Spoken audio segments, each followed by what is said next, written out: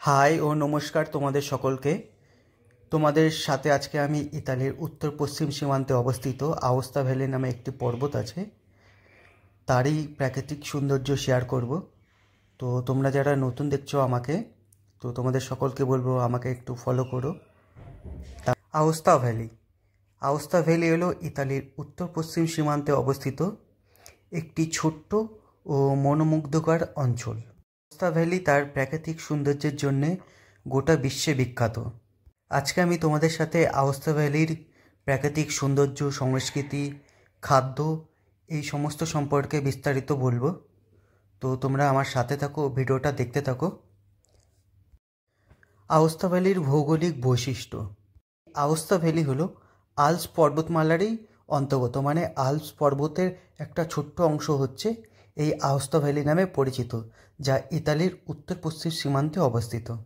যারা পর্বত ও বরফে ঢাকা পাহাড় দেখতে পছন্দ করে তাদের কাছে এই পর্বতমালাটা একটি বিশেষ উল্লেখযোগ্য।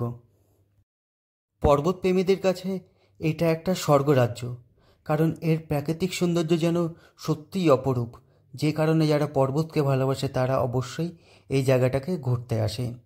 পৃথিবীর দূর দূরান্ত থেকে এই আল্পস পর্বতকে দেখতে আসে।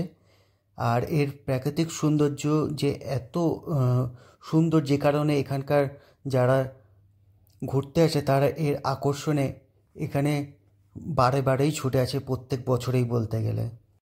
এই আল্পস পর্বতেরই আরেকটা অংশ মন্তে বিয়াঙ্কো নামে পরিচিত। এর আকর্ষণে দূর দূরান্ত থেকে পর্যটকরা এখানে প্রত্যেক বছরেই আসে এবং ভিড় করে। মন্তে বিয়াঙ্কো হচ্ছে এই আল্পস পর্বতেরই সর্বোচ্চ চূড়ার নাম হচ্ছে মন্তে বিয়াঙ্কো, যার উচ্চতা 4,400 মিটার, এবং অনেক পর্বতারোহীরাও এখানে আসে তাদের অ্যাডভেঞ্চারের জন্যে। এই আওস্তা ভ্যালি শীতকালে স্কি ও স্নোবোর্ডিংয়ের জন্য বিখ্যাত। এছাড়া গরমকালে হাইকিং ও এছাড়া যারা গরমে একটু অ্যাডভেঞ্চার প্রিয় এবং আউটডোর অ্যাক্টিভিটি করে তারা এখানে অনেকেই সাইকেল নিয়ে আউটডোর অ্যাক্টিভিটির জন্য আসে। তার মানে শীত ও গরম দুই সিজনেই এখানে সারা বছরই পর্যটকরা আসে। এখন আমি তোমাদের সাথে আওস্তা ভ্যালির ইতিহাস নিয়ে বলবো। আওস্তা ভ্যালি 2000 বছরেরও বেশি পুরনো। আওস্তা ভ্যালি 2000 বছরের যেহেতু পুরনো, তাই এটা তৎকালীন সময়ে রোমান সাম্রাজ্যের একটা অংশ ছিল এবং এটা আওস্তা শহর নামে পরিচিতি ছিল তখনকার সময়ে, যা পরবর্তীতে এখন আওস্তা ভ্যালি নামে রয়ে গেছে। যেহেতু আওস্তা ভ্যালি রোমান সাম্রাজ্যের একটা অংশ ছিল এবং তাই জন্য এই আওস্তা ভ্যালিতে রোমান সাম্রাজ্যের বিভিন্ন ঐতিহাসিক স্থাপত্য, ভাস্কর্য, বিভিন্ন ঐতিহাসিক জিনিসগুলো এখনও সেগুলো রয়ে গেছে। তো কী কী রয়েছে চলো সেগুলো একটু তোমাদের সাথে আমি শেয়ার করি।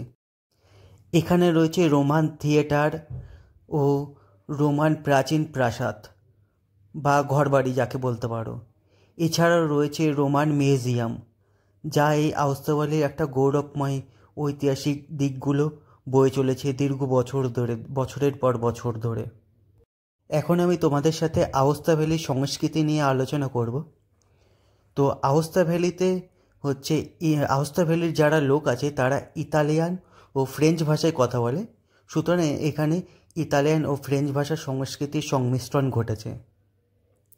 এখানে দুই দেশেরই মানুষ রয়েছে, তার একটাই কারণ হলো এই আওস্তা ভ্যালি হচ্ছে ফ্রেঞ্চ ও ইতালিয়ান বর্ডারের দুটো একসাথে সংমিশ্রণে।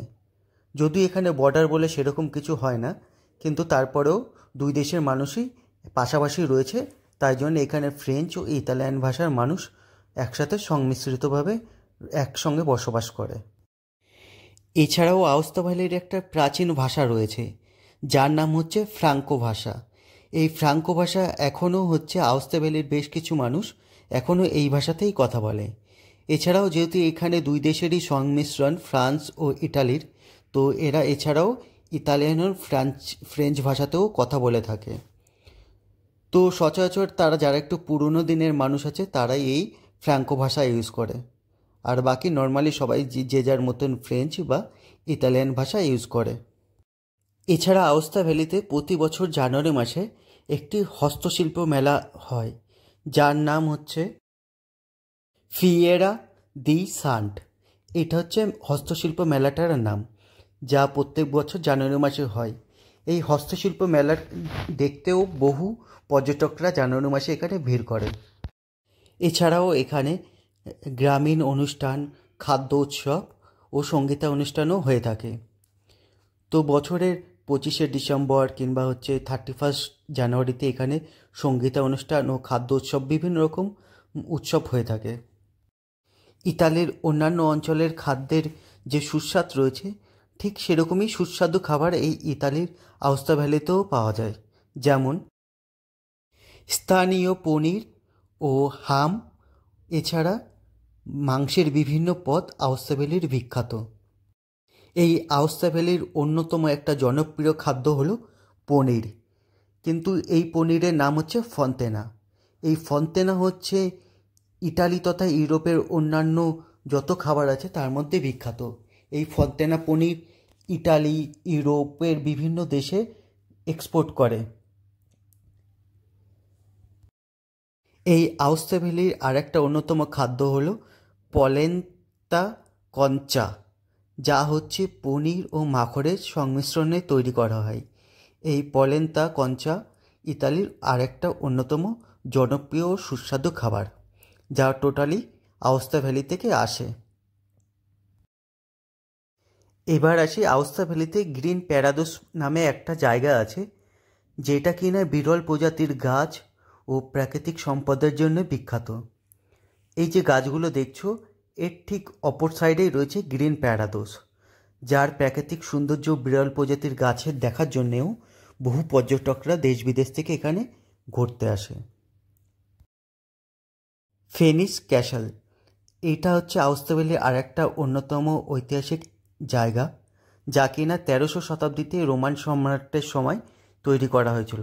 এটাও দেখতে অনেক পর্যটকরা এখানে দূর দূরান্ত থেকে আসে। সর্বোপরি আওস্তা ভ্যালির প্রাকৃতিক সৌন্দর্যের জন্যেই বহু পর্যটকরা এখানে ঘুরতে আসে। ও ভিডিওটা শেষ করার আগে তোমাদের সকলের কাছে অনুরোধ, তোমরা যারা আমাকে নতুন দেখছো অবশ্যই আমাকে একটু সাপোর্ট করো ও ফলো করো, ও ভালো লাগলে শেয়ার করো। এতক্ষণ আমি তোমাদের সাথে উত্তর ইতালির একটা পর্বত আওস্তা, তারই সম্পর্কে তোমাদের সাথে আমি তুলে ধরলাম, ও তারই প্রাকৃতিক যে সৌন্দর্যগুলো আছে সেগুলোই আমি তোমাদের সাথে শেয়ার করলাম। আর এই পুরো ভিডিওটাই আমি ড্রোন দিয়ে ক্যাপচার করেছি, যা 4K FPS-এ আমি এটা রেকর্ড করেছি। তো চলো, টাটা, সকলে ভালো থেকো। ধন্যবাদ অসংখ্য তোমাদেরকে।